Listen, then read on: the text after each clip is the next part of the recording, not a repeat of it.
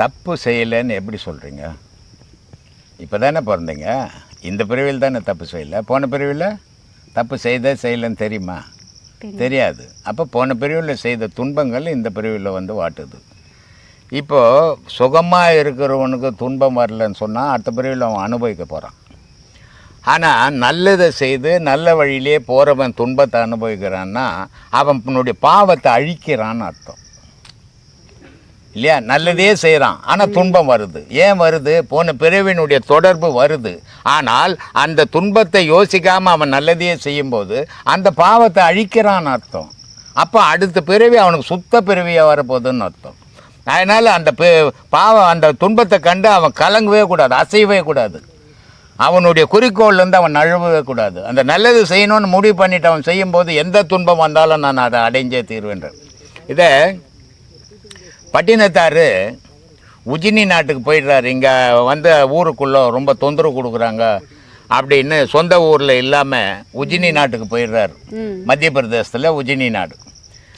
அந்த மத்திய பிரதேசத்தில் போயிட்டு அங்கே பாடுறாரு. அங்கே அவருக்கு அசந்தர்ப்பமான ஒரு துன்பத்தை அந்த நாட்டு மன்னன் கொடுக்குறான். கழுகு மரம் ஏற்ற போகிறேன் அப்படின்ட்டு. அப்போ அவர் சொல்கிறாரு, இந்த உடல் எடுத்து நான் ஒரு பாவமும் பண்ணலை, ஆனால் முன் பிறவியில் செய்த பாவம் இங்கு வந்து மூழுதோ அப்படின்றாரு. நான் போன பிறப்பில் இந்த பிறப்பில் எந்த பாவமும் நான் பண்ணலை, ஆனால் பண்ணாத போது எனக்கு ஏன் துன்பம் வருது? அப்படி வருதுன்னு சொன்னாக்கா போன பிறவியில் செய்த துன்பம் இங்கே வந்து நடக்குது. இறைவா, இந்த தண்டனையை எனக்கு மனிதனால் கொடுக்க முடியாது. ஏன் மனிதனால் கொடுக்க முடியாது? மனிதனுக்கு மனிதன் தண்டனை கொடுக்கலாம், ஒரு ஞானிக்கு போய் மனிதன் தண்டனை கொடுக்கலாமா? அப்போ கொடுக்க முடியாது. இந்த தண்டனை வந்து நீ தான் எனக்கு கொடுக்குறேன்றான். அதனால் அந்த கழுகு மரமே எரிஞ்சு போகுது உஜினி நாட்டில். அதோடு தான் அந்த மன்னனே சீடரா வந்து அவர் தான் பத்ரகிரி. அப்போது அவ்வளோ பெரிய மகானுக்கே துன்பம் வருது, சராசரி மனிதனுக்கு வராதா? என்ன அவ்வளோ உத்தமனாக நம்ம வாழ்ந்துட்டோம்? தெரிஞ்சோ இப்போ ஒரு மனிதன் வந்து பாவங்கள் தெரிஞ்சே செய்வான். நமக்கு என்ன போச்சு? நம்ம சுகமாக இருக்கிறோமா, அடுத்தவனுக்கு பாவத்தை செய்தால் என்ன போச்சுன்னு பாவம் பண்ணுவான். ஒரு சிலர் என்ன பண்ணுவான்னு சொன்னால் நன்மையே செய்வான், அவனுக்கும் தீமை வரும் இல்லையா? அப்படி பாவம்ன்றது ரெண்டு வகைப்படும். ஒன்று தெரிஞ்சு செய்வான், சில பேர் அவனுக்கே தெரியாமல் பாவங்கள் நடந்துடும். ஆனால் பாவம் தான் இல்லையா? தெரிஞ்சு செய்தாலும் தெரியாமல் செய்தாலும் பாவம் தானே. அப்போ அதை தீர்த்து ஆகணும் இல்லை? இப்போ பணம் சம்பாரிச்சுக்கிறோம், 1 கோடி ரூபாய் சம்பாரித்து வச்சுக்கிறோம். அது எதுக்கு வச்சுக்கிறோம்? செலவு பண்ணால் தானே அது கரையும். செலவு பண்ணாமல் வச்சுருந்தா வெறும் பேப்பர் தானே அது. அது மாதிரி நம்ம பாவத்தை நம்ம சேர்த்து வச்சுக்கூடாது. அதை எந்த வழியில் அழிக்க முடியும் அந்த வழியை பயன்படுத்தி அதை அழிச்சிட்டால் நம்மளும் கடவுள். மனிதனுக்குள் நான் பல முறை சொல்கிறேன், கடவுள்ன்றது வெளியவே கிடையாது, மனிதனுக்குள்ளே இருக்குது. அவனுடைய நினைப்புக்கு ஏற்ற மாதிரி கடவுள் இயக்கம் பண்ணுறான். திருடம் போகிறான், கோயிலில் போகிறான், சாமி நான் திருட போகிறேன், இன்றைக்கி நல்ல பொருள் கிடைக்கணும் எனக்குன்றான். கடவுள் நல்லா போய் திருடுன்றான் இல்லையா? கடவுள் ஏன்டா திருட போகிறேன்னு கேட்கல, நல்லா போய் திருடுப்பா சுகமாக வாழணும். திருடிக்கின்னு வந்தான், அவருக்கு கடவுளுக்கு ஒரு பங்கு கொடுத்தான், செயினை போட்டான், மீதி அவன் எடுத்துன்னு போயிட்டான். அப்போ கடவுள் நன்மை செய்தார்னு அவன் நம்பிக்கினான். அப்போது உன் மனம் என்னவா நினைக்குதோ கடவுள் அதுக்காக ஒத்துழைக்கிறான். நீ நல்லதே செய்யணும்னு நீ நினச்சிட்டின்னா கடவுள் உனக்கு நல்லதுக்கே ஒத்துழைக்கிறான். தீமையே செய்யணும்னு நினச்சின்னா அதுக்கு தீமைக்கு கடவுள் ஒத்துழைக்கிறான். ஆனால் இதனுடைய விளைவை உன் மனமும் உன் உடலும் அனுபவிக்க போகுது, உன் ஆன்மா அனுபவிக்காது இல்லையா? அப்போது நம்ம என்ன நினைக்கணும்? நம்மளால் முடிஞ்ச வரைக்கும் இந்த உலகம் நம்மளை இவ்வளோ காப்பாற்றி இருக்குது, இவ்வளோ வாழ்ந்துக்கிறோம். ஒரு அம்மா வயத்தில் ஒரு குழந்தை பிறகுது, அம்மா இருக்கிறான், அப்பா இருக்கிறான், வைத்தியரும் இருக்கிறான். 3 பேரையும் காப்பாற்ற முடியாத அந்த 1 வயசு குழந்தையிலையும் செத்து போகுது. அப்போ யார் நினச்சா அந்த குழந்தைய காப்பாற்ற முடியும்? வைத்தியனால் காப்பாற்ற முடியுமா? அப்பாவால் காப்பாற்ற முடியுமா? அம்மாவால் காப்பாற்ற முடியுமா? கடவுளால் மட்டும்தான் காப்பாற்ற முடியும் இல்லையா? அப்படிப்பட்ட கடவுள் உள்ளுக்குள்ளுக்கிறான், அதை ஏன் உணர மாட்டேன்றீங்க சொல்லு? அப்படி உணர்ந்து செய்தால் உன் பாவமெல்லாம் அழியும், நீயும் கடவுளாக மாறுவ. ஒரு போகிற 4 இடத்துல பிடுங்குற, உனக்கு ஓனம் பொருள் பொண்ணும். அப்போ 4 வீட்டுக்காரன் என்ன சொல்லுவான்? இந்த பாவி போகிறான் பாரு, எல்லாத்தையும் பிடிங்கின்னு போகிறான் பாரு அப்படின்னு திட்டுறான். அப்போ உனக்கு அது பாவம் இல்லையா? நீ போகிற உன் கையில் இருக்குது 10 ரூபா, 10 பேருக்கு 10 10 கொடுத்த அந்த புண்ணியவதி வந்து கொடுத்தாப்பா, கடவுள் மாதிரி பண்ணுறான். அப்போ இன்னொன்று என்னன்னு சொன்னான், ஒருத்தன் பாவின்னான், ஒருத்தன் கடவுள்ன்றான். இது ரெண்டுக்கும் எது காரணமாக இருந்தது? உன் செயல் காரணமாக இருந்தது இல்லையா? அப்போ உன் செயல் நல்ல செயலை செய்தீன்னா இறைவன் பார்த்துங்கிறான் உன்னை, நீ என்ன செய்துங்கிற, உனக்கு என்ன பனிஷ்மெண்ட்டுன்ட்டு. இங்கே மனுஷன் பார்த்து ஒன்றும் நடக்காது, ஆனால் இறைவனுடைய பார்வை தப்பாது.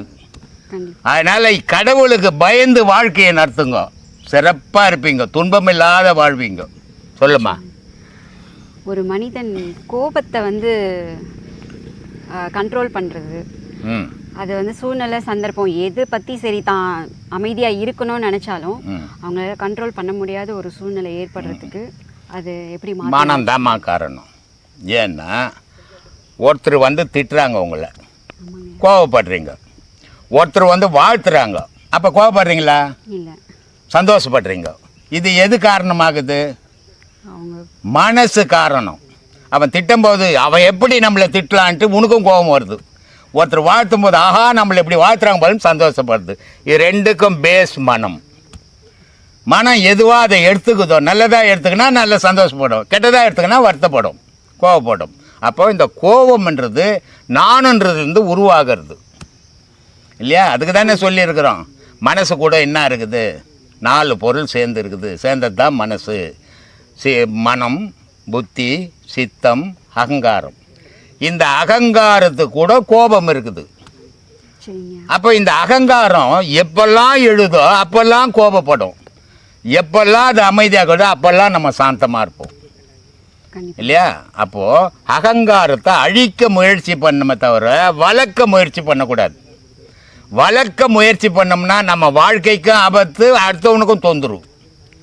அதனால் அழிக்க முயற்சி பண்ணுங்க, கோபம் அடங்கிடும். மனுஷனுக்கு சாதாரணமாக எல்லாருக்கும் கோபம்ன்றது என்னமோ என்கிட்ட மட்டும் இருந்து வந்ததுன்னு நினச்சிக்காதீங்க. இது அறியாமை. தாய் தகப்பன் கோபக்காராக இருப்பான், அவனுடைய விந்தில் தான் நம்ம பிறந்தோம், அவனுடைய கோபம் நமக்கு இருக்கும். புரியுதா? நம்மளால் மட்டும்தான் கோபம் வருதுன்னு நினச்சிக்காதீங்க. இது அறியாமையில் இருக்கிறீங்க. தாய் தகப்பன் கோபமான தாய் தகப்பனாக இருந்தால் அந்த விந்து சுரோநேத்து நம்ம பிறந்ததால் நம்மக்கிட்ட இயல்பாகவே இருக்கும் அந்த கோபம் இல்லையா?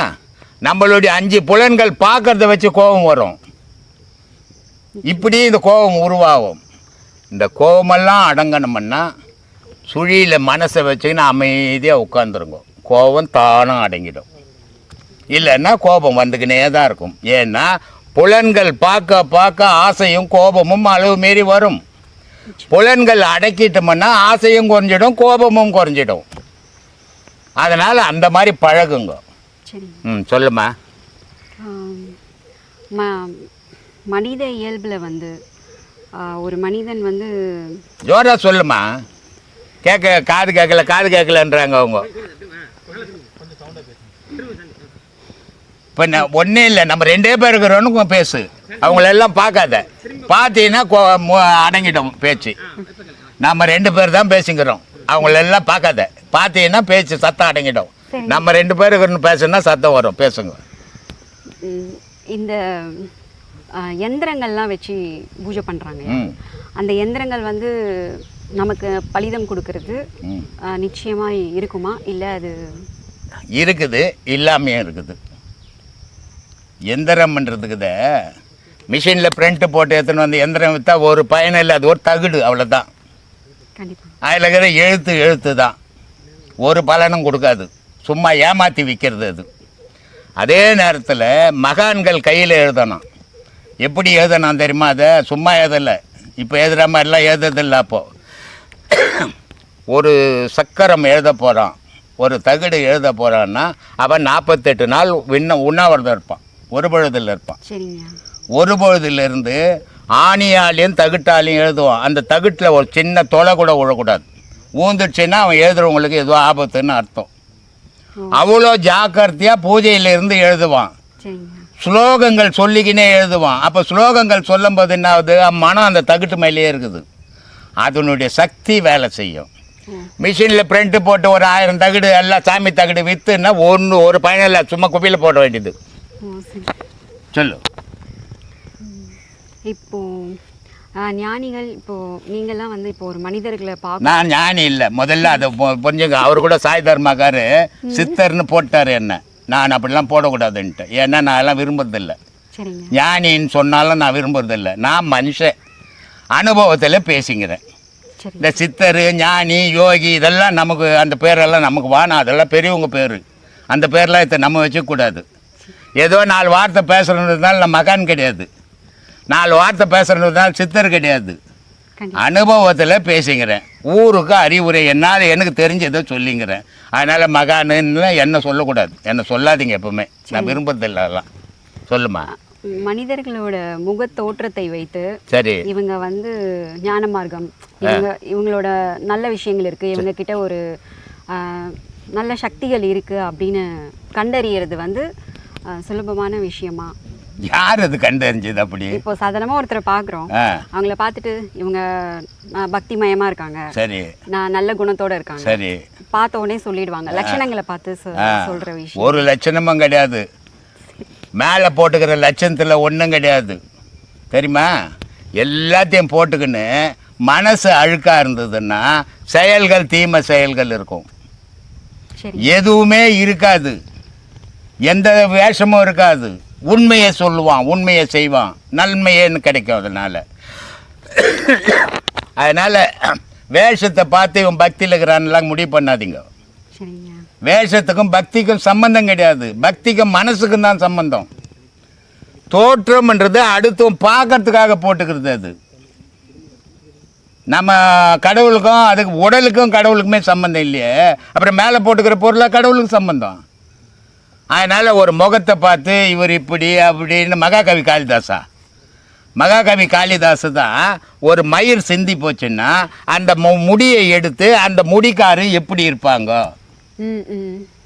எல்லா லட்சணத்தையும் பாடி எழுதி வச்ச மகாகவி காளிதாஸ் ஒண்டி தான். ஆனால் இன்னைக்கு இருக்கிற மனிதனால் அதெல்லாம் சொல்ல முடியாது. ஏன் சொல்ல முடியாதுன்னா, நானும் உன்னை பார்த்து சொல்லணும்னா நான் பெரும் உத்தமனாக இருக்கணும் இல்லையா? நானே அயோக்கியனா இருந்துக்குன்னு இன்னொருத்தரை பார்த்து இவர் ஆன்மீகவாதி, ஒரு சாமியார், ஒரு யோகின்னு எப்படி சொல்ல முடியும்? எப்பவுமே தோற்றத்துக்கும் செயலுக்கும் சம்பந்தம் கிடையாது. செயல் மன சம்பந்தப்பட்டது, தோற்றம் உலக சம்பந்தப்பட்டது. அதனால் தோற்றத்தை வச்செல்லாம் யாரும் எந்த லட்சத்தையும் சொல்ல முடியாது. இன்றைக்கி முன்னெல்லாம் ஒரு ஊடு பூந்து திருட போகிறான். அந்த திருடன் எப்படி இருப்பான் அப்படின்னா, கொடூரமான முகம், கொடூரமான ட்ரெஸ்ஸு, கொடூரமான கத்தி, இதெல்லாம் வச்சுன்னு இருப்பான். அப்போ அவனை பார்த்தோன்னே ஓ இவன் திருடன் அப்படின்னு சொல்லிடலாம் இல்லையா? படிப்பறிவு இல்லாதவன். ஆனால் இன்றைக்கி ஊரில் திருடினெல்லாம் பார்த்தீங்கன்னா எல்லாம் கிராஜுவேட் தான். பார்த்தீங்களா? அப்போ எப்படி அவனை பார்த்து சொல்லுவேன்? அவன் அவ்வளோ படிச்சுக்கிறானே, அவன் அவ்வளோ நல்லவனாக தானே இருக்கணும். எப்படி திருடுறான்? அவனை கேட்டால் வறுமை. அதனால் சொல்ல முடியுமா? யாரை பற்றி இந்த காலத்தில் சொல்லவே முடியாது. அது ஒரு காலங்கள் இருந்தது. மகான்கள் ஒரு மனிதனை பார்க்கும்போது, இப்போது நான் பார்த்தா உங்கள் உடல் அமைப்பு எனக்கு தெரியாது இல்லையா? எதுவாக வேணா இருந்துட்டு போட்டுமா, எவ்வளோ அழகாக வேணா இருந்துட்டு போட்டுமா, எனக்கு என்ன போச்சு அதனால். ஆனால் நான் பார்க்கறது உங்களுடைய ஆன்மாவை. ஆனால் சராசரி மனுஷன் எதை பார்ப்பான்? உடல் அழகாக தான் பார்ப்பான். அவன் எப்படி சொல்ல முடியாத? அப்போது மகான்கள் அந்த ஆன்மாவை பார்த்தான். ஆனால் மனுஷனை பார்க்குற மாதிரி தெரியும், மனுஷனை பார்க்க மாட்டான். அப்படி பார்க்கும்போது அவனுடைய தத்துவத்தை சொன்னான். இன்றைக்கி அதெல்லாம் சொல்ல முடியாது. அப்படிப்பட்ட ஒரு ஆளும் இல்லை எனக்கு தெரிஞ்சுமா. சொல்லுமா. வாங்கிட்டு சாமி, ஃபர்ஸ்ட் உபதேசம் வாங்கிட்டு சாமி. ரொம்ப சந்தோஷம். ஒரு மாசத்துல என்னுடைய பழக்க வழக்கங்கள் எல்லாமே மாறிட்டு இருக்கு. இதே மாதிரி என்ன போல பல ஊரில் இருக்கிறவங்க எல்லா இளைஞர்களும் மாறிட்டாங்கன்னா உங்களுக்கு கூடான ஒரு புண்ணிய சாமி. ஆமாம். ஆனால் இளைஞர்கள் வர மாட்டேன்றாங்க. மாறணுமே, மாற முடியாது. ஏன்னா மனிதனுடைய வாழ்க்கையில் தீமை உடனே மனுஷனை பிடிக்கும், நன்மையை பிடிக்கிறது ரொம்ப அவ்வளோ சாதாரணமான விஷயம் இல்லை, ரொம்ப கடினம் அது. ஆனால் அந்த தீமையில் அவன் துன்பம் படும்போது தான் நன்மையை பற்றி யோசிப்பான். ஒருத்தன் வேகா வெயிலில் நடந்துட்டான்னா நிழல் எங்கேயாவது கொஞ்சம் கிடைக்குமான்னு தேடுவான். ஆனால் அது கிடைக்காத வரைக்கும் அலைஞ்சிக்கினே இருப்பான். அந்த நிழல் கிடைச்சிச்சுன்னா அவ்வளோ நடந்த வெயிலும் அந்த நிழலில் அவன் தீர்த்துடுவான். அது மாதிரி தீமைன்ற வெயிலில் மூழ்கி போயிருக்கிற மக்கள் வந்து எங்கேயாவது ஒரு நன்மைன்ற நிழல் கிடைக்குமா அப்படின்னு தேடுவான். தெரியாத வரைக்கும் அவனுக்கு கிடைக்காது. ஆனால் தெரிஞ்சு போச்சுன்னா அவன் நிலையாக நின்றுடுவான் அதில். அதனால் அப்போ தான் நிழலினுடைய அருமை தெரியும். அது மாதிரி நன்மையினுடைய அருமை அப்போ தான் தெரியும். அது வரைக்கும் அவன் வர்றது கஷ்டமா. சாமி நான் சாய் பக்தர் சாமி, சாயை வணங்குறேன். இப்போது ஒரு மாதமாக சாயை வணங்குறேன். அந்த உருவத்தில் உங்கள் உருவம் வந்து சாமி ஏது சாமி அது மாதிரி சாமி சாய் பாபா கூட ஃபோட்டோ சாமி வணங்குறேன். சரி, அந்த ஃபோட்டோ நடுவில் உங்களுடைய உருவம் இருக்கு. அது எதனால சாமி? ஃபோட்டோ சாமியுடைய ஃபோட்டோவில் உங்கள் உருவம் வருது. எனக்கு கண்ணு திண்டு பார்க்குற மறுபடியும் அதான் வருது. இது ஒரு ஒன்றும் புரியல சாமி. நான் இங்கே தான் இருக்கிறேன். வெளிநாட்டில் இருக்கிறவங்க நிறைய பேர் ஃபோன் பண்ணுவாங்க, சாமி இது மாதிரி நான் ரொம்ப கஷ்டத்தில் இருந்தேன், அந்த நேரம் உங்களை மட்டும்தான் நினச்சேன், அன்றைக்கி நீங்கள் வந்து எனக்கு ஆசீர்வாதம் பண்ணீங்க, என் கஷ்டமே தீர்ந்து போச்சு அப்படின்னு எனக்கு நிறைய பேர் ஃபோன் பண்ணுவாங்க. ஆனால் நான் எங்கேயுமே போகிறதில்லை. ஆனால் அவங்களுக்கு நான் வந்திருக்கிறேன். இதை நான் வரலன்னு சொன்னால் அவங்க ஒத்துக்குப்பாங்களா? காட்சி அளிக்கிற மாதிரி ஒத்துக்க மாட்டாங்க. ஆனால் இதுக்கு அடிப்படை என்ன அப்படின்னா, ஆமாப்பா நான் தான்ப்பா ஊராக போகிறேன், ஊடாக போகிறேன், எல்லோரும் காட்சி கொடுக்குறேன்னு சொன்னால் என்ன நான் ஏமாற்றிக்கிற மாதிரி ஆகிடும். அது இல்லை உண்மை. அவனுடைய மனம் அதனுடைய காட்டுது. அது இவனுடைய மனசில் அவன் என்ன நினச்சானோ அதை என் முகமாக அங்கே காட்டுது. அதனால் அவன் என்ன நினைக்கிறான், நீங்கள் தான் சாமி வந்தீங்கன்றான். எனக்கு ஒரு ஆத்ம திருப்தி சாமி. மாசம் வரலனாலும் நிறைய டெய்லியும் வரீங்க. நிறைய அது மாதிரியான விஷயங்கள் நிறைய நடக்கும். இப்போ மலேசியாவில் ஒரு கோவில் கட்டிக்கிறாங்க. மகாபலிபுரத்தில் கல் சிலை தான் செய்து எடுத்துன்னு போனாங்க. அந்த சிலையாண்ட போன வாரம் கூட யாகம் நடத்துனாங்க, பூஜை புனஸ்காரெல்லாம் பண்ணுறாங்க. இது சாதாரணமாக ஒரு நின்று பார்க்கும்போது அந்த கண் வந்து சாதாரணமாக வச்சுருக்குது. ஆனால் ஃபோட்டோவில் எடுத்து பார்த்தா கண் வந்து சிமிட்டுற மாதிரி இருக்குதான். இதை எனக்கு ஃபோன் பண்ணுறாங்க. நான் என்ன பண்ணுறது? சரி பாருங்க, எது நடக்கணும்னுக்குதோ அதெல்லாம் நடக்கும். அது மாதிரி மனுஷனுடைய மனம் எதுவாக நினைக்குதோ கடவுள் அதுவாக மாறிடும். இப்போது ஒரு கடவுள் ஒருத்தன் சொல்கிறான் சிவன் தான் கடவுள்ன்றான், ஒருத்தன் சொல்கிறான் முருகன் தான் கடவுள்ன்றான், ஒருத்தன் சொல்கிறான் அம்பாள் தான் கடவுள்ன்றான், ஒருத்தன் சொல்கிறான் அவையார் சொல்லிட்டு பிள்ளையார் தான் கடவுள்ன்றது. இதில் யார் தான் கடவுள்? அப்போ இத்தனை கடவுள் என்ன குடும்பமாக பண்ணிக்குது? அந்த இதுக்கு என்ன அடிப்படை பேஸு தெரியல. ஏன்னா இவனுக்கு தெரியாது பாவம். இவன் ஒரு அப்பாவித்தனமாக தானே வாழறான். இவனுக்கு தெரிஞ்சதெல்லாம் காசு பணம் ஊடு பாசம் இதெல்லாம் தானே பண்டம் கிடக்கிறான். உண்மையை தெரிஞ்சுக்கணும்னு யோசிக்கவே இல்லையே. அப்படி என்னைக்காவது ஒரு நாள் யோசித்தாலும் மறுநாள் அதை மறந்து போயிடுறான். அப்போது இத்தனை விதமான கடவுள்கள் இல்லை, கடவுள் ஒன்று தான் உலகத்துக்கு. அந்த ஒரு கடவுள் உன் மனம் எதுவாக நினைக்குதோ அது அதுவாகவே காட்சி கொடுக்குது. குழந்தையா நினச்சின்னா அது குழந்தையா இருக்குது, முதியவராக நினச்சின்னா அது முதியவராக இருக்குது. அப்போது கடவுளினுடைய உருவத்தை பிம்பப்படுத்தி பார்க்கறது உன் மனசு. கடவுளுக்குன்னு ஒரு பிம்பமே கிடையாது. கடவுள் வந்து ஓசையும் ஒளியுமா தான் உலகத்தில் இருக்குது, அதுக்கு உருவமே கிடையாது. ஆனால் அந்த உருவப்படுத்தி பார்க்கறது உன் மனம். ஏன்னா நீ உருவத்தோடு நிற்கிற. அந்த உருவத்தை கடவுளுடைய உருவத்தை எதுவாக நீங்கள் மனுஷன் நினைக்கிறானோ அதுவாகவே அது காட்சி கொடுக்குது. இதுதான் கடவுளுடைய சக்தி. சாமி இப்போ எங்கள் மாமியார் இறந்துட்டாங்க சாமி. ஒரு வாரம் முன்னாடி எங்கள் மாமியார் சாமி காஞ்சிபுரமா? எங்கள் மாமியார், ஆமாம் எங்கள் ஒய்ஃப் மாமியார் என்னவாங்கல்ல. சரி, மாமியார் இறந்துட்டாங்க. ஹாஸ்பிட்டலுக்கு இட்டுன்னு போனோம். சரி, சின்ன ஹாஸ்பிட்டல் இட்டுன்னு போனோம். டாக்டர் நான் பார்த்து நல்லா ஆயிடுன்னு சொன்னாங்க, பேதி ஆயிடுச்சுன்னு. சரி, அப்புறம் ட்ரீட்மெண்ட் பண்ணுறாங்க. எங்களுக்கு எண்ணமும் வரல, இது கூட மேலே பெரிய ஹாஸ்பிட்டல் இட்டுன்னு போகலான்னு. எங்களுக்கு மனசு மதி வேலை செய்யலை. சரி நல்லா ஆயிடுன்னு சொன்னாங்க. கொஞ்சம் பார்த்தாங்க, நைட்டு வந்து ஜிஹெச் அமிச்சிட்டாங்க. அங்கே போய் பார்த்தா வெடிகாலம் ஒரு 4:10 உயிர் இருந்துட்டாங்க. ஆனால் இறந்துட்ட உடனே எங்கள் மனமாகப்பட்டது துடிக்குது. அப்போ கொண்டு போக முடியல, பெரிய ஹாஸ்பிட்டலுக்கு போகலாம், அங்கே போகலாம், எண்ணமே வரல. இறந்துட்டு பின்ன மனம் நம்மளே தன்னை கேள்வி கேட்குது. எல்லாரையும் நீ இன்னும் போய் தான் காப்பாற்றிருக்கலாம், அது பண்ணலாம் இது பண்ணலாம். எனக்கு என்ன தோணுது, வாயா போன மனங்குது. சின்ன ஹாஸ்பிட்டலுக்கு எடுத்துன்னு போனால் ஒரு 10,000 ரூபாவோட போயிடும். பெரிய ஹாஸ்பிட்டலுக்கு போனோன்னா 1 லட்ச ரூபாய் வைக்கணும். 1 லட்ச ரூபாய் எங்கே போய் இந்த நேரத்துக்கு பட்டுறது, அதை இங்கேயே பார்த்துக்கலாமேன்னு நீ சுற்றிங்க அந்த அது வேற. இப்போ அம்மா வந்தால் விட்டுட்ருப்ப, மாமியாரை விட்டா ஆபத்து. இப்போ மருமகளுங்க பையனை பற்றி கவலைப்படாத. பையன் செய்தா செய்வான், செய்யலாம் செய்ய மாட்டான். நீ மரும்புள்ள நீ தான் நீ செய்யலாம், உனக்கு ஆபத்து. அதனால நீ செய்து தான் ஆகணும். இது நடந்த கதை என்ன, நீ 10 லட்ச ரூபாய் எடுத்துன்னு பெரிய ஹாஸ்பிட்டலில் செலவு பண்ணியிருந்தா கூட அது செத்து போய் தான் இருக்கும். அதை ஒன்றும் காப்பாற்று. போன 3 டாக்டருங்க வந்து அன்றைக்கி கிளாஸ் எடுத்த 3 பேருக்கும் அவங்க கேட்குறான், ஒரு டாக்டரு ஒருத்தரை தூக்கின்னு வராங்க, ஐசியில் போடுறோம், காப்பாற்றணும்னு கஷ்டப்பட்டு காப்பாற்றுறோம், பொழிச்சிடுறாங்க. ஆனால் சில பேரை எவ்வளவோ கஷ்டப்பட்டு காப்பாற்றுறோம், காப்பாற்ற முடியாமல் செத்து போயிடுறாங்க. இந்த பொழிச்சவங்க எங்களை வாழ்த்துறாங்க, செத்தவங்க திட்டுறாங்களே, இந்த பாவ புண்ணியம் வராது. அது பிஸ்னஸ், தொழில், அதில் வராது. ஆனால் நீ எவ்வளவோ டாக்டர் எவ்வளவோ படித்து நீ எவ்வளவோ அதை காப்பாற்றணும்னு நினச்சா கூட அது போகணும்னு நினச்சிச்சுன்னா உன்னால் காப்பாற்ற முடியாது.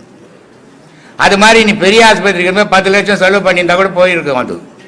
ஆனால் சின்ன ஆஸ்பத்திரிக்கு எடுத்து வந்தாலும் உனக்கு என்ன எண்ணம் அந்த நேரத்தில், இப்போ போய் பணம் பெற்றணும் பெரிய ஹாஸ்பிட்டலுக்கு போனால் இங்கே இருந்தால் ஒரு 10,000 ரூபாய் சொல்லலாம் நல்லா ஆயிடும்ன்றாங்க. நம்ம நல்லா ஆயிடும் அவங்க சொன்னாங்க. நீ பணம் இந்த பெரிய ஆஸ்பத்திரிக்கு எடுத்து போத அங்கே போய் நல்லா ஆகட்டுன்ட்ட. ஏன் எடுத்தும் போல நீ பார்த்த ஒரு கணக்கு போட்ட, சரி நல்லா ஆயிடும்னு சொல்றாங்க, 5 ரூபாயில கதை முடிஞ்சு போச்சு, அங்கே போனால் இவ்வளோ போனோம், அது நல்லா ஆகாதோ நீ ஒரு கணக்கு போட்ட. சரி மாமியார் போயிடுச்சு, என்ன பண்றது, இனி இருக்கிற பசங்களையும் பொண்டாட்டியும் பத்திரமா பார்த்துக்கோ. அதான் வாழ்க்கை. இப்போ அவங்களுடைய ஆத்மா இருக்குல்ல சாமி, இப்போ எவ்வளவு உண்மைகள் அவங்க கூட்ட ஆத்மாவுக்கெல்லாம் இதுக்குள்ளெல்லாம் உங்களால் அறிய முடியாது, சொன்னாலும் அது புரியாது. ஒரு பாடம்லாம் வாங்கிட்டு உலக விஷயத்தையே தெரிஞ்சுக்கணும்னா அது தெரிஞ்சுக்க முடியாது. கொடுக்குற பாடத்தை சீராக செய்து ஒரு படியாக தாண்டு, அப்போ சொன்னாதான் அது புரியும். இப்போ 1ஆம் கிளாஸ் படிச்சுக்கின்னு போய் MA புக் எடுத்து அந்த கிளாஸ் தப்பு புரியுமா உனக்கு? அது மாதிரி கதை ஆத்மா கதை, MA மாதிரி. அதனால அதெல்லாம் உனக்கு வேணா, பின்னாடி சொல்கிறேன் போங்க. ஒரு நாள் கூட போட்டல கொடுக்குற தெய்வம் கூரையை பிச்சின்னு கூட்டம்ன்றது, இது மாதிரி தெய்வங்கள் கொடுக்கறதுல தான் அவ்வளோ பெரிய பில்டிங் உருவாயினுக்குது. தெய்வம் வந்து கள்ள நோட்டாரிகளை கூரையை பிச்சுட்டு கொட்டுறதுக்கு. பழமொழிக்கு ஒன்றா நல்லா இருக்கும், வாழ்க்கைக்கு உதவாது இல்லையா? இப்போ அந்த பொண்ணு வந்தது உமா, எவ்வளோ பெரிய உதவி. இந்த மாதிரி தெய்வங்கள் வரனால தான் சொல்ற மனிதனுக்குள்ளவே தெய்வம் இருக்கிறான் அப்படின்ட்டு. இந்த மாதிரி தெய்வங்கள் செய்யறதால தான் இவ்வளோ பெரிய ஸ்தாபனமாக மாறி இருக்குது. இவ்வளோ பெரிய இந்த தெய்வங்கள் கொடுக்கறதால தான் 2 நாளைக்கு 3 நாளைக்கு 2 லட்சம் ரூபாய் செலவு பண்ணி சாப்பாடு போட முடியுது. கடவுளே சோறு இல்லாத நீ கற்பம் கொத்தினாதான், நீ நெய்வேத்தியம் பண்ணாதான் கடவுளுக்கு சோறு. அப்புறம் எங்க கடவுள் எனக்கும் உனக்கும் கொடுக்குறது? மனிதர்கள் தான் தெய்வம், கொடுத்துட்டாங்கன்னா மனிதன் தான்பா தெய்வம். நான் துன்பப்படுறேன்னா எனக்கு கடவுள் வந்து தூக்க மாட்டான்பா, மனுஷன் தான்பா ஓடி அந்த தூக்கணும். நான் சோறு இல்லாத தவிக்கிறேன்னா கடவுள்கிட்ட போய் கையாந்தனா சோறு போட மாட்டான்பா, ஒரு ஊட்டாண்ட போய் கையாந்தனா கடவுள் சோறு போடுவான்பா. மனிதன் தான் தெய்வம். மனிதனை விட ஒரு தெய்வம் உலகத்தில் எதுவும் கிடையாது. உயர்ந்தவன் மனிதன். ஆனா இவனுடைய செயல் இவனுக்கு தெரியாம வாழ்ந்துன்னுக்கிறான். ஒருத்தர் உயர்ந்த செயல் செய்யும் போது அவனும் தெய்வம். ஆமா, உன்னுடைய செயலுக்கு ஏற்ற மாதிரி உன்னுடைய தரம் உயருது. ஒரு மனுஷன் 2 பேர் இருக்கிறான், ஒருத்தனை நல்லவன் சொல்றோம், ஒருத்தனை கெட்டவன் சொல்றோம். 2 பேரும் மனுஷன் தான். ஏன் இவனை நல்லவன் சொல்றான், அவனை கெட்டவன் சொல்றோம்? இவன் செய்யற செயலுக்காக இவனை உயர்த்தி பேசுறோம், நல்லவன் சொல்றோம். அவன் செய்யற செயலுக்காக அவனை தாழ்த்தி இவன் கெட்டவன் சொல்றோம். அப்போ ஒரு மனுஷனை நல்லவன் ஆக்கிறதும் கெட்டவன் ஆக்கிறதும் அவனுடைய செயல் தான் அடிப்படை பேஸ். அப்ப நல்ல செயல்களை செய்யும் போது எல்லாரும் நல்லவனாகவே வாழலாம். நல்ல செயல்களை செய்யுங்க, அதான் முக்கியம். நீங்க செய்யற செயல் உங்க குடும்பத்துக்கு மட்டும் இல்லை, உலகத்துக்கும் இருக்கணும்.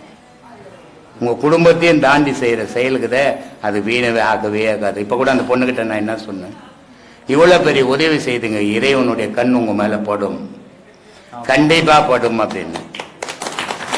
ஏன்னா இந்த உதவி செய்தவங்களுடைய இது ஒரு தனி மனிதனுக்கு உரிமையானது இல்லை.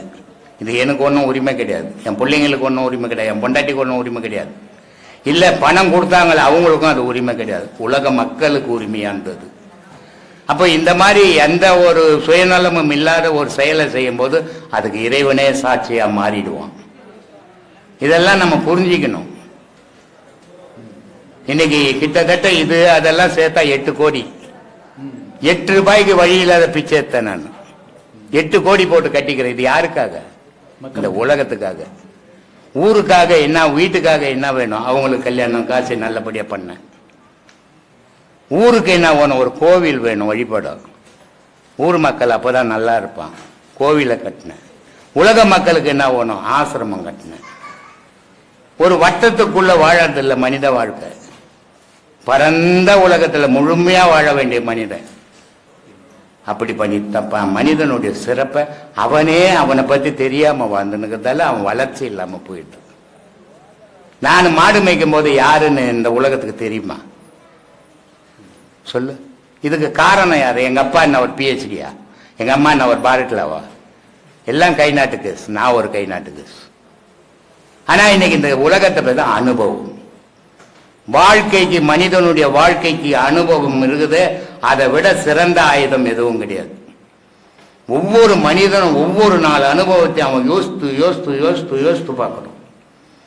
அப்போ ஒவ்வொரு நாளும் அவனுடைய முன்னேற்றம் வளர்ந்துக்கினே இருக்கும். அந்த முன்னேற்றம் உனக்கு மட்டுமே இந்த கூட உலகத்துக்காகவும் இருக்கணும். அதனால தான் நான் நேற்று பேசும்போது கூட சொன்னேன், இந்த இளைஞர்களை பற்றி. இந்த உலகம் உங்கள் கையில் தான் இருக்குது, முதியோருங்க கையில் இல்லை.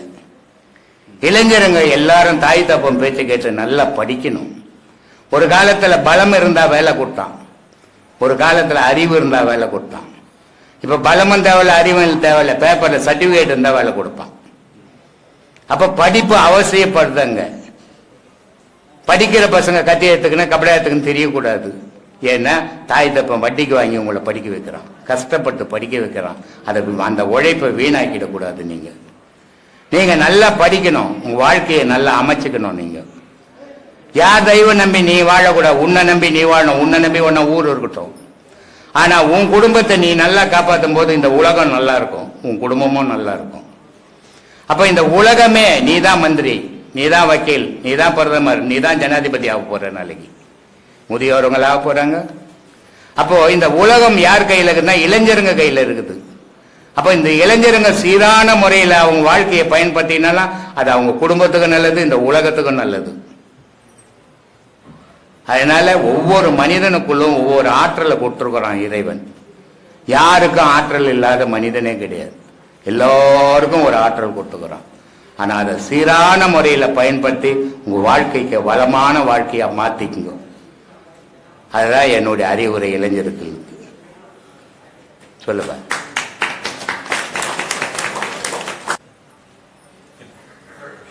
ஐயா, கெட்டாலும் மேன்மக்கள் மேன்மக்களே அப்படின்னு சொல்றதுக்கு என்ன காரணம்?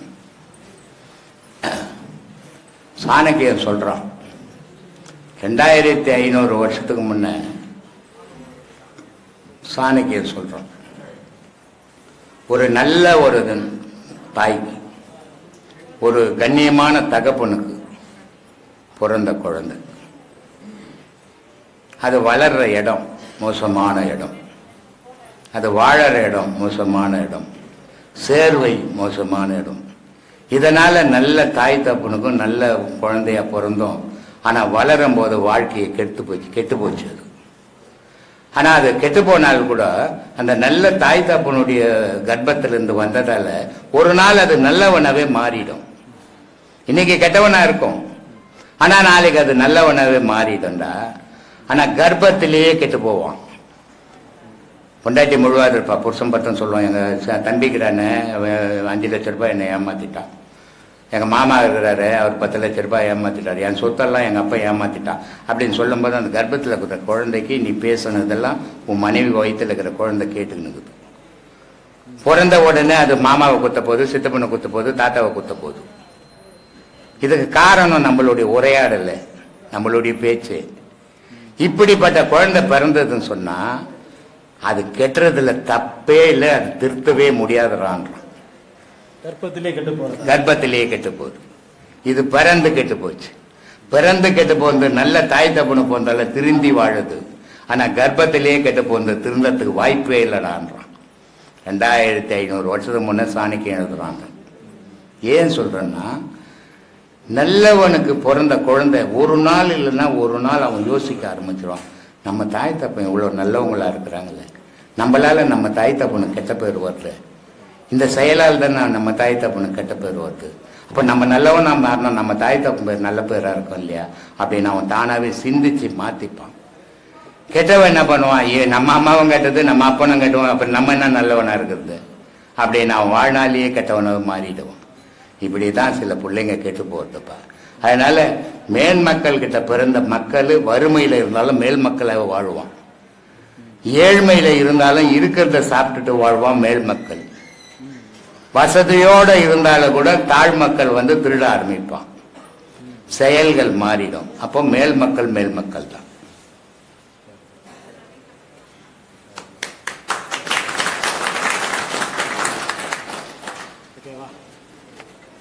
சரி,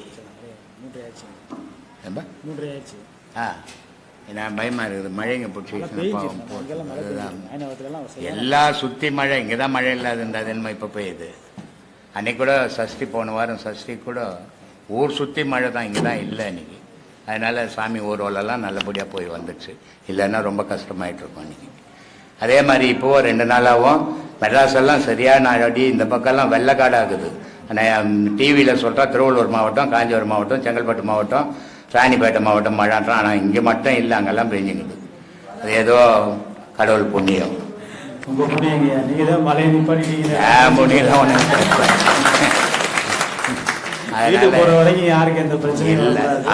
நான் விரும்புறது அதுதான். ஏன்னா என்னை தேடி வந்தவெல்லாம் சுகத்தோடு போய் சேரணும் வீட்டுக்கு, அதை தான் நான் விரும்புறது.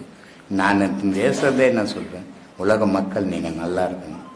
நீங்கள் நல்லா இருந்தால் கடவுள் வழிபாடு நல்லா இருக்கும், நீங்கள் நல்லா இருந்தால் இந்த நாடு நல்லா இருக்கும், நீங்கள் நல்லா வருங்கால ஜென்ரேஷன் நல்லா இருக்கும். அதனால் நீங்கள் எல்லாரும் நல்லா இருக்கணும். நான் சீடர்களுக்கு என்ன சொல்கிறேன், நான் அறிவாளியா முட்டாளியா அது பிரச்சனையே இல்லை. ஆனால் நீ அறிவாளியா மாறிடு. ஒரு குரு ஒரு சீடனை இருக்கிற அறிவை கூட முட்டாள்தனம் பண்ணி பணம் பறிக்கிறதுக்கு வச்சுக்கூடாது. அவன் ஒரு குருவே கிடையாது, அவன் ஒரு கொள்ளக்காரன். ஒரு குருன்றவன் முட்டாளாக வந்தான்னா கூட அவனை கரையேற்றி விடணும், அவன் தான் குரு. அதனால குரு அறிவாளியா முட்டாளான்றது பிரச்சனை இல்லை, சீடன் அறிவாளி ஆக்கணியா, அதுதான் வேலை. அதுதான் ஒரு குருவனுடைய கடமை அப்படின்றவன் நான். அதனால் மக்கள் எல்லாம் நல்லா இருக்கணும், நல்லபடியாக போகணும் வீட்டுக்கு. வழியில் கீழே தண்ணியில் கிண்ணியில் மாட்டிக்கணும், கஷ்டப்படக்கூடாது. குழந்தை குட்டியெல்லாம் வச்சுக்கிறீங்க. ஐயா வந்து விதி எப்படி உருவாகுதுன்னா அவன் செய்கிற செயலால் உருவாகுது. ஏன்பா மதியினால விதி உருவாகுது. அவன் செய்கிற செயலால், மதியை கொண்டு அவன் செய்கிற செயலால விதி உருவாகுது. விதி உருவாவதில்லை, அவன் செய்யற செயலால வினை உருவாகுது. வினை உருவாகுது. வினை தானே விதியால தான் அவன் பிறந்தான். ஆனா அவன் செய்யற செயலால நல்வினை தீவினை உருவாகுது. அந்த தீவினையும் நல்வினைக்கு ஏத்த மாதிரி அவன் பிறப்பு எடுக்கிறான், அந்த பிறப்புக்கு ஏத்த மாதிரி வாழறான். ஒருத்த மாசம் 5 லட்சம் ரூபாய் சம்பளம் வாங்குறான், மறுநாள் பார்த்தா டீக்கு துட்டு இல்லை. அதே நேரத்தில் மாதம் 5000 ரூபாய் சம்பளம் வாங்குறான், அவன் பாக்கெட்டில் போட்டுனா 1000 ரூபாய் பாக்கெட்டில் வச்சுன்னுக்கிறான். இது காரணம் என்ன? விதி. அவன் முன் செய்த வினையினுடைய பயன். அவன் எவ்வளவு சம்பாதிச்சாலும் அவன் கையில 10 பைசா. விதி அவன் செய்த வினை தானங்க விதியா மாறுது. விதி உன்னை பிறப்பு எடுக்க வைக்குதுப்பா. வினை வந்து நீ செய்த செயலினுடைய வினை நீ அனுபவிக்கிற உலகத்துல நீ விதியா தான் வாழ்ந்துன்னுக்கிற. உலகத்துல வாழறமே விதியும் மதியமா தான் மனுஷன் வாழறோம், உயிரும் உடலமா தான் வாழறோம், இரவும் பகலமா தான் வாழறோம், ஆணும் பெண்ணுமா தான் வாழறோம். ஆனால் செயலுக்கு ஏற்ற பலன்.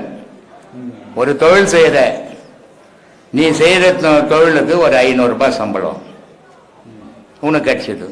நான் ஒரு தொழில் செய்யறேன், நான் செய்யற சம்பளுக்கு 5000 ரூபாய் சம்பளம். ஆனா 2 பேரும் தொழில் தான் செய்யறோம், தொழில் தான் பேரு. ஆனா நான் செய்த தொழிலுக்கு ஏற்ற சம்பளம் எனக்கு கிடைச்சது, நீ செய்த தொழிலுக்கு ஏற்ற சம்பளம் கிடைச்சது. அது மாதிரி நான் செய்த புண்ணியத்துக்கு ஏற்ற பலன் கிடைக்குது, நீ செய்த பாவத்துக்கு ஏற்ற பலன் கிடைக்குது. இதான் உலகம். அதனாலதான் நான் படிச்சு படிச்சு படிச்சு பல வீடியோக்கள் சொல்றேன். நீ நல்லா இருக்கிறன்னா ஒன்னும் மனசை சீர்திருத்திக்கும். உன் மனம் சீர்திருந்தி போச்சுன்னா உன் வாழ்க்கை நல்லா இருக்கும். உன் வாழ்க்கை மட்டும் நல்லா இருக்காது, உன்னை சுத்தி இருக்கிறவங்க வாழ்க்கையும் நல்லா இருக்கும். ஏன்னா நீ கெட்டு போனீங்கன்னா அடுத்தவனையும் கெடுக்க தான் யோசிப்பேன். நீ நல்லா இருந்தீங்கன்னா அடுத்தவனை கெடுக்க யோசிக்க மாட்டேன். யாரை பார்த்தும் வைராக்கியமா வாழ கத்துக்கோ, ஆனா யாரை பார்த்தும் வயிறெறிஞ்சி வாழாத. அந்த வாழ்க்கை நிலைக்காது. அடுத்தவன் நல்லா இருக்கிறான்னா அவனை பார்த்து சந்தோஷப்பட்ட, அவனை விட என்னால் நல்லா இருக்க முடியும்னு வைராக்கத்தோட வாழு, தப்பு இல்லை. ஆனால் நான் இப்படி இருக்கிறேன் அவன் இப்படி இருக்கிறான்னு வயிறு எறியாது. வயிறு எரிஞ்சின்னா அது உன் வாழ்க்கைக்கே கேடா முடியும்.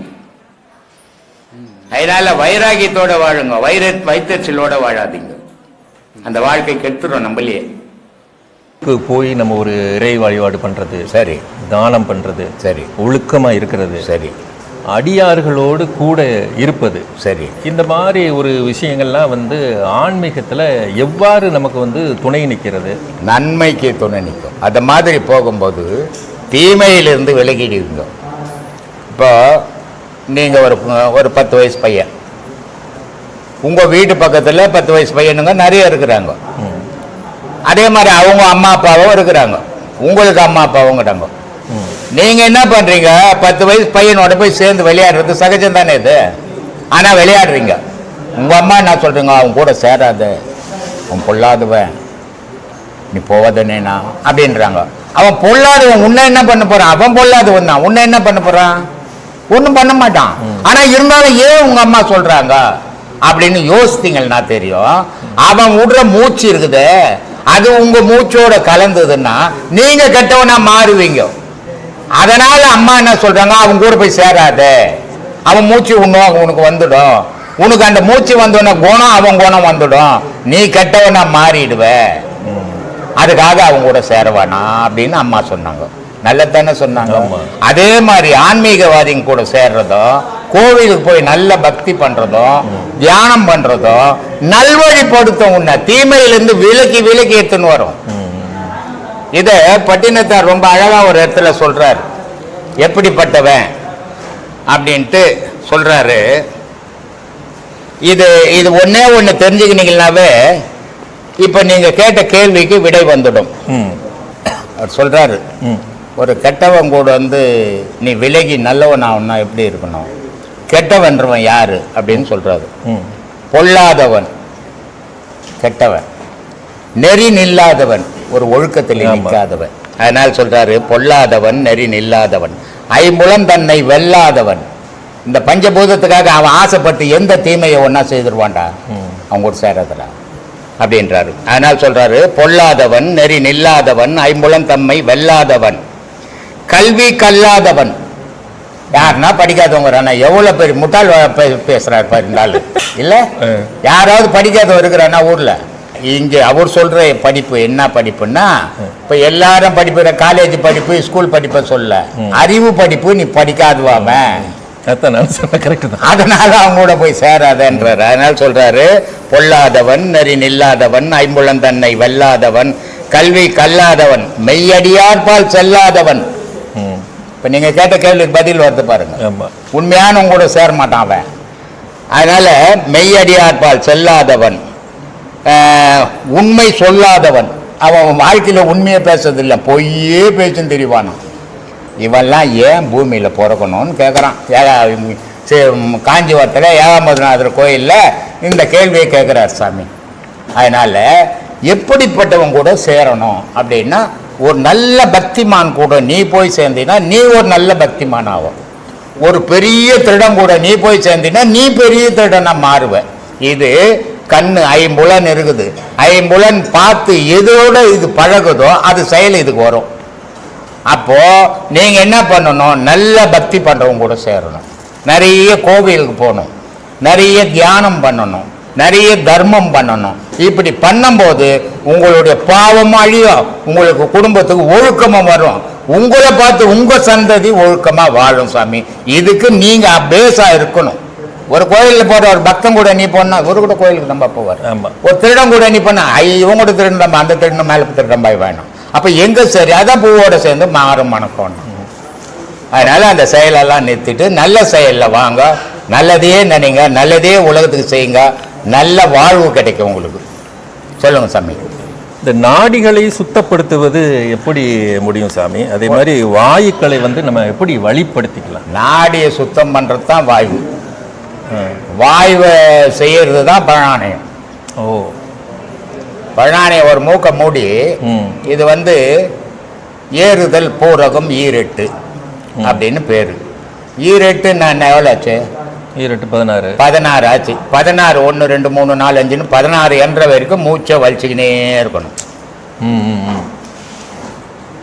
64 என்ற வரைக்கும் நிறுத்தணும். இதுக்கு பேர் கும்பகம். வலிச்ச மூச்சு 16 வலிச்சு அதை 4 பாகமாக்கணும். 4 16 எவ்வளோ ஆச்சு? 64 ஆச்சு. 64 என்ற வரைக்கும் நிறுத்தி வைக்கணும் அந்த வலிச்ச மூச்சு. திருப்பி 32 என்ற வரைக்கும் நிறுத்தி வச்ச மூச்சை மொல்லமாக விடணும். புஷ்ஷுன்னு விடக்கூடாது, மொல்லமாக விடணும். இது நாடி சுத்திகரிப்பு. பிராணனை சுத்திப்படுத்தும். நாடி நரம்பெல்லாம் சுத்தமாகும், ரத்தம் தூய்மையாகும். ஆனால் இந்த நான் சொன்ன 16 வலிச்சிங்கன்னா தர்ண பேதி வச்சுட்டோம். நேராக போய் ஒரே நாளைக்கு உட்காந்து 16 நான் வலிக்கிற குரு சொல்லிட்டாரு, 16 32 நான் 64 எண்ணிட்டு அப்படின்னு வலிச்சா தர்ண பேதி வச்சு நம்மளை கொள்ளும். இதை எப்படி பண்ணணும்? இன்னைக்கு 2 வலிக்கணும், நாளைக்கு 4 வலிக்கணும். இப்படியே கொஞ்சம் கொஞ்சமா பழகணுமே தவிர எடுத்த உடனே மொத்தமா செய்தோம்னா ஆபத்து நமக்கு வரும். இது நாடி சுத்திகரிப்பு சாமி. பிராணாயாமம் பேர் இருக்குது. சொல்லும். இது வந்து சாதாரண எல்லாரும் செய்யலாம், எல்லாருமே செய்யலாம், ஒரு நோயாளியும் செய்யலாம். இல்ல ஒரு குருவோட துணையோட செய்யணுமா? குருவோட துணையோட செய்தால் சேஃப்டி. ஏன்னா இப்ப சொன்ன இல்ல, நான் சொல்லிட்டேன் 64. இது இவரு திருமூலர் சொல்றாரு, இது பூரகம், கும்பகம், ரோசகம் அப்படின்னு இது 3 பேர். இதுக்கு இந்த 3 பேர் திருமூலர் சொன்னாரு, நானும் சொன்னேன். நானும் சொன்னார்னு கேட்டுட்டு நீ செய்தினா ஆபத்து உண்டாக்கிப்பேன். அப்ப குரு மூலியமா செய்யும் போது குரு சொல்வாரு, இன்னைக்கு 2 செய்ப்பா, நாளைக்கு 4 செய்ப்பா. அப்ப குரு சொல்லி கொடுக்குறாருல்ல, அதுக்கு ஒரு ஆள் ஓணும் இல்ல, அந்த ஆள் தான் குரு. ஔவையோட யோக சூத்திரம் பத்தி ஐயாவோட கருத்து என்ன சாமி? யோகம்ன்றதே ஒரு சூத்திரம் தான் சாமி. சூத்திரம்னா ரகசியம்னு அர்த்தம், வேற ஒன்றும் இல்லை. சூத்திரம்னா ரகசியம். அதனால்தான் ஆந்திராவில் வேம்பண்ணான்னு ஒருத்தர் இருந்தார். அவர் சொல்றாரு, ஓங்கார சூத்திர சதானந்த வாரியில் ஓர் எழுத்தாயான பரனே, ஓரியாய் நீ நின்று 5 எழுத்தை ஒரு செவியில் ஓதி வைத்தவன் அல்லவோ அப்படின்றார். அவர் என்ன சொல்றாரு, இந்த சப்தம் இருக்குத அதை யாராவது பார்த்தது உண்டா? இல்லை, பார்க்க முடியாது. ஆனால் அது இல்லைன்னு சொல்ல முடியுமா? முடியாது. இருக்குது. மனுஷனுக்குள்ள எப்படி இருக்குதுன்னா சத்தமாகவும் நெருப்பாகவும் இருக்குதான். அதனால சொல்றாரு ஓங்கார சூத்திரம். ஓங்காரம்னா சப்தம், சூத்திரம்னா ரகசியம். அதனால ஓங்கார சூத்திர சதானந்தவாரி எப்பவும் உயிர் ஓடினே இருக்குது. அது இல்லாத நேரமே இல்லை. அது இல்லைன்னா நீ இல்லை. இதை எவ்வளவு அழகா சொல்றாரு அவர். ஓங்கார சூத்திர சதானந்த வாரியில் ஓர் எழுத்தாயான பண்ண, நீ ஒரு எழுத்தா நின்னுக்கு ஏகன் அப்படின்ட்டு என்ன அநேகன்னு பஞ்சபூதத்து கூட போட்டு விட்டியப்பா. நான் லோல் படுறேனே இந்த உலகத்துல. அப்போ நான் ஓர் எழுத்தாய் ஆகணுமே, அது எப்படி அப்படின்னா இந்த ஓங்கார சூத்திர சதானந்த வாரியில் ஓர் எழுத்தாயான அந்த ஓங்காரத்தை பிடிச்சிக்கிட்டா நீ ஒரு எழுத்தாய் ஆயிடுவ. என்ன மாதிரி நீ ஆயிடுவ, நீயும் கடவுள் தான் அப்படின்றாரு. அப்போ அது ஆகணும்னா என்னன்னா சுகம் விட்டுடணும், துக்கம் விட்டுடணும்.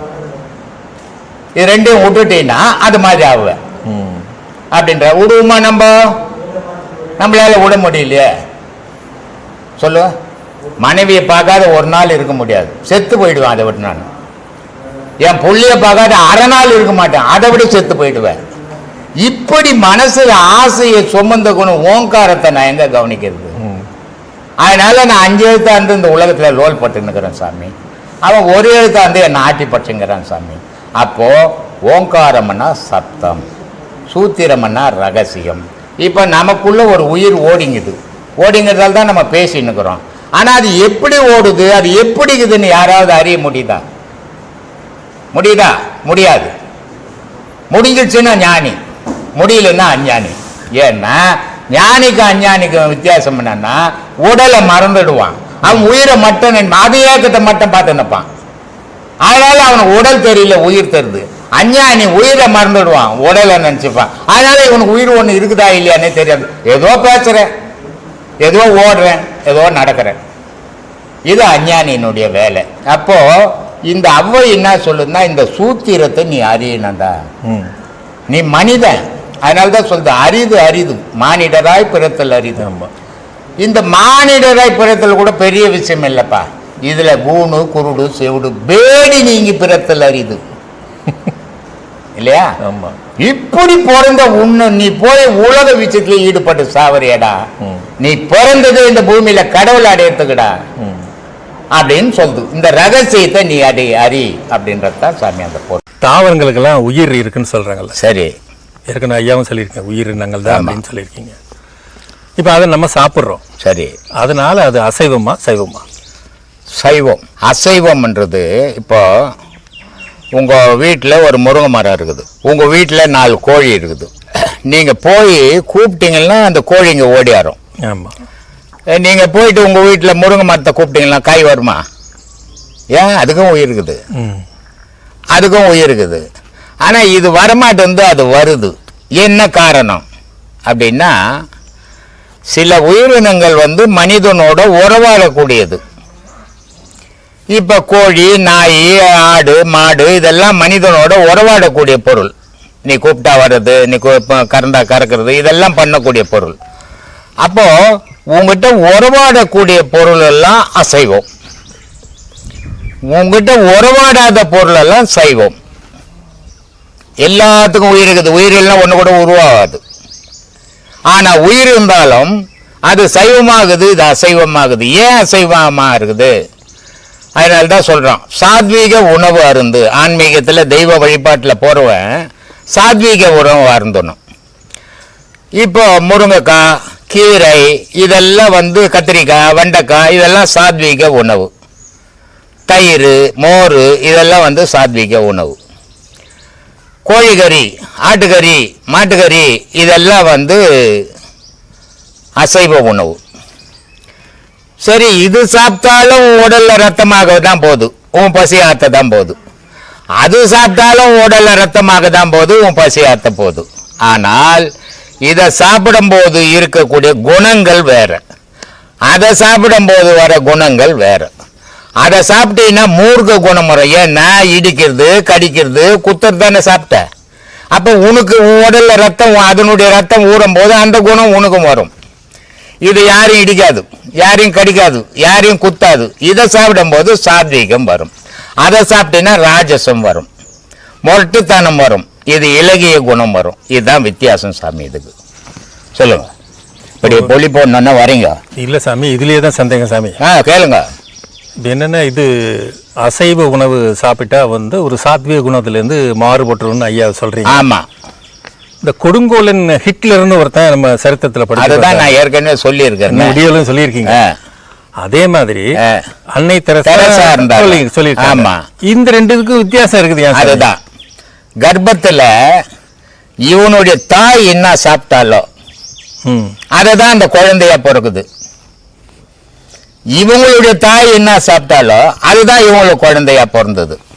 ஆனால் இவங்களுடைய தாய்க்கு என்ன குணம் இருந்ததோ அந்த குணம் இவங்களுக்கு இருக்குது. அவனுடைய தாய்க்கு என்ன குணம் இருந்ததோ அது அவங்ககிட்ட இருந்தது.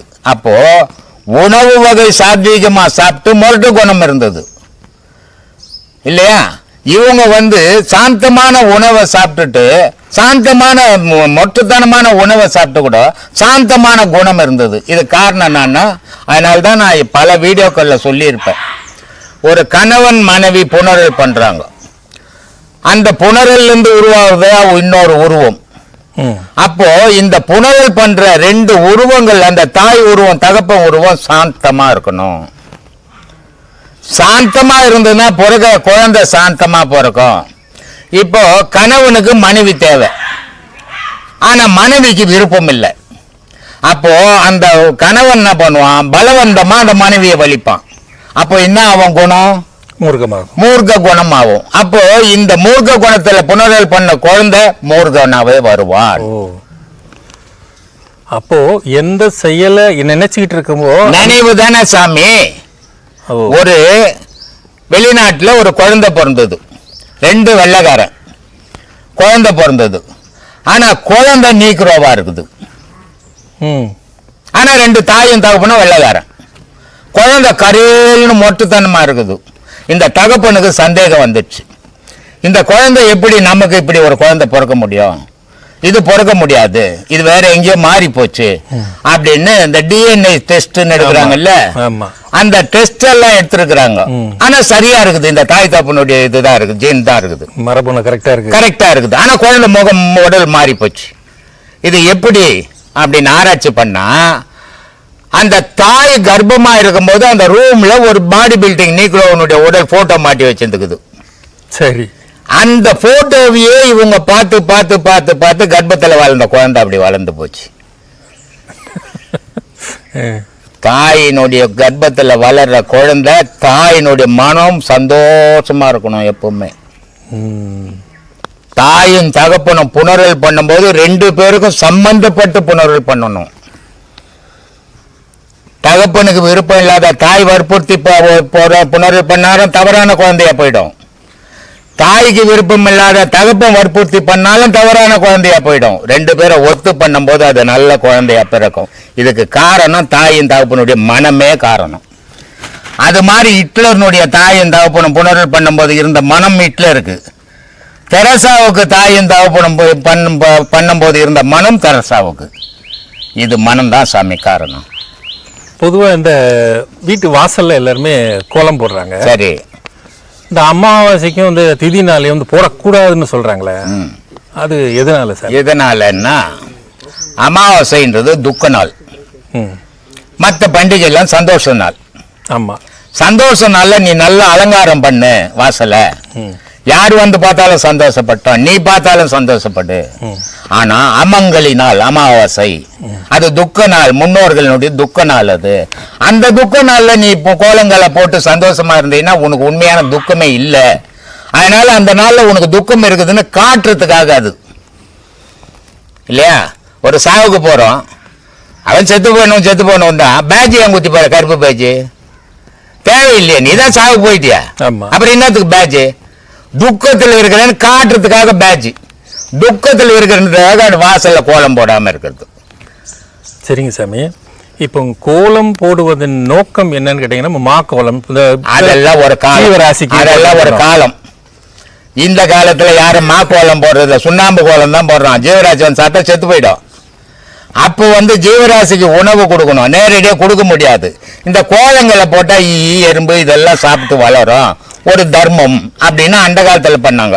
இப்ப எல்லாம் சுண்ணாம்பு செத்து போயிடும். சரிங்க சாமி, என் கேள்வி என்னன்னா, இந்த அமாவாசை திதி நாள்ல அந்த ஜீவராசிகளுக்குள்ள உணவு ஏன் வந்து போடாம அது கோலம் போடும்போது கிடைக்குது இல்ல? அதுக்கு இப்ப கிடைக்காது சாமி, அது ஆதியில போட்டான். இப்ப இவனுக்கே சோறு இல்லை, இவன் ஜீவராசிக்கு சோறு போடுவான். அதனால ஆதியில இவனுக்கு துண்ண முடியாம இருந்தது. கோலங்கள் 3/4 பாகம் அரிசி கோலங்கள் தான் இருக்கும். அரிசி கோலங்கள் உயிரினங்கள் சாப்பிடணுன்றதுக்காக போட்டான். இப்ப உயிரினங்கள் வாசுபடி தாண்டக்கூடாதுன்னு சுண்ணாம்பு கோலம் போடுறான். அதனால இந்த காலம் வேற அந்த காலம் வேற, எல்லா காலத்தையும் ஒன்னாக்க முடியாது, ஒன்னா வாழ முடியாது மனுஷன்.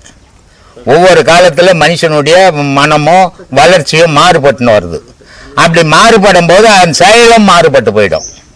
அதனால எல்லா காலத்திலும் எல்லாத்தையும் ஒப்பிட்டு பேசக்கூடாது. ஈஸ்வரன் கோயில்ல ஒரு அம்மா பிச்சை எடுக்கிறாங்க. ஐநாவரம் ஈஸ்வரன் கோயில்ல வாசப்படியில உட்காந்துக்கின்னு ஒரு அம்மா பிச்சை எடுக்கிறாங்க. அந்த அம்மாவுக்கு பிச்சை போட்ட துட்டெல்லாம் சேர்த்து ஒரு கிட்டத்தட்ட ஒரு 15,000 ரூபாய் இருக்கும். அவ்வளோ வச்சுங்கிறாங்க. இத பசங்க பார்த்துட்டு ஐயப்பன் கோயிலுக்கு புடவை வேஷ்டிலாம் சாப்பாடு போட்டால் துணி கொடுக்குறாங்க, குளிச்சுட்டு வந்தீங்கன்னா வாங்கிக்கலாம் அப்படின்னு ஒன்று இந்த அம்மா இந்த மூட்டையை வச்சுட்டு பப்ளிக் கொலாவில் குளிக்கிறாங்க. குளிக்கிறதுக்குள்ளே இந்த 15 ரூபாய் இந்த பசங்க தூக்கின்னு போட்டானுங்க. அப்போ பிச்சை காட்சிக்கிட்டவே திருடனாங்களா இருக்கிறானுங்களே, இவனுங்க எங்க தர்மத்தை பண்றது? காரணம் காலங்கள் மாறி போச்சு. 10 லட்சம் ரூபாய் பாக்கெட்ல எடுத்து போன விட தைரியமா நீ முன்ன போலாம். ஒரு 100 ரூபாய் கையில் இப்படி வச்சுன்னு போனீங்கன்னா உன்னை கொலையே பண்ணிடுவான். காலங்கள் அப்படிங்குது. அதனால எல்லா காலமும் ஒரே மாதிரியான வாழ்வு கிடையாது. ஒவ்வொரு காலகட்டத்திலையும் மனிதனுடைய வாழ்வு மாறுபட்டுக்குன்னே வந்துடுச்சு. ஒரு காலகட்டத்தில் ஒரு மனுஷன் வீட்டில் சாப்பாடு செய்தால் 4 பேர், 2 குழந்தைங்க, ஒரு கணவன் மனைவி இருக்கிறான், 4 பேர் இருக்கிறான். 4 பேருக்கு சாப்பாடு செய்துட்டான். ஆனால் அந்த 4 பேர் போட்டும் சாப்பிடலாம், சாப்பிட மாட்டான். யாரையாவது ஒரு பிச்சைக்காரன் நெட் வந்து ஒரு சோறை போட்ட பிறகுதான் இவன் 4 பேர் சாப்பிடுவான். அது ஒரு காலம். இப்போ 4 வீட்டுல போய் இறந்துட்டு வந்து இவன் சாப்பிட்டு தூங்குறான். ஒன்னும் இல்லை, பெரிய பெரிய பணக்காரன் கிட்டத்தட்ட மாசத்துக்கு ஒரு 2 லட்சம் ரூபாய் வாடகை வருது. 2 லட்சம் ரூபாய் வாடகை வர என்ன பண்ணும், ஒரு 10,000 ரூபாய்க்கு மாசம் ஒரு பிரசாதம் செய்து எடுத்து கோயிலில் கொடுக்கலாம் இல்லையா? ஆனா அப்படி கொடுக்கறது இல்லை. பிரசாதம் 4 கோயிலில் கொடுக்கறத வாங்கி இவன் சாப்பிட்டு இவன் கணவன் இவன் குழந்தைக்கு பையில போட்டவனுக்கு பைக்ல போறான். காலம். அவனும் மனிதன் தான். ஆனா அடுத்த வேலைக்கு சாப்பாட்டுக்கு வழியில ஏதோ ஒரு அதிர்ஷ்டவசமா ஒரு 10,000 ரூபாய் கிடைச்சது, கோயிலுக்கு 5,000 ரூபாய்க்கு அன்னதானம் கொடுக்கலான்னு போடுறான். இல்லாதவன் இருக்கிறவன் கொடுக்கறது இல்லை. அதனால இல்லாதவனும் கொடுக்குறான்னு சொல்ல முடியாது. இருக்கப்பட்டவனும் யாருமே கொடுக்கறது இல்லைன்னு சொல்ல முடியாது. இப்படியே இருக்கிறான், அப்படியே இருக்கிறான்.